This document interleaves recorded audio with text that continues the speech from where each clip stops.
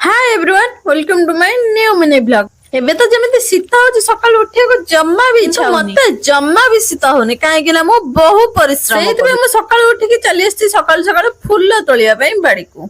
ଆଉ ଏଇ ଗଛ ସବୁ ଯୋଉ ଦେଖୁନାହାନ୍ତି ଗଛ ସବୁ ମୁଁ ନିଜେ ଲଗେଇ ଏଇ ସବୁରୁ ଜାଣୁଥାନ୍ତୁ ମୁଁ କେତେ ପରିଶ୍ରମ କରୁଛି। ଆପଣ ମାନେ ବି ମୋ ଭଳି ଏମିତି ପରିଶ୍ରମ କରନ୍ତୁ। ଆଉ ଗୋଟେ କଥା ମୁଁ ଆପଣ ମାନଙ୍କୁ କହୁଛି ମୁଁ ଜମା ବି ମିଛ କହୁନି। ଯଦି ବି ମୋ କଥା ଆପଣ ମାନଙ୍କୁ ମିଛ ଲାଗୁଥାଏ ତାହେଲେ ବି ମୁଁ କିଛି କରିପାରିବିନି। ତାପରେ ମୋ ବାଡିରେ ଫୁଲ ତୋଳା କାମ ସରିଗଲା ମୁଁ ଚାଲିଲି ଘରକୁ ଆସି ଦେଖେ ତ ଆମ ବିଲେଇ ଗୁଡା ଏମିତି କଣ କାଳିଆ ଭୁଆଁ ଭୁଆଁ ହେଇକି ବୁଲୁଛନ୍ତି।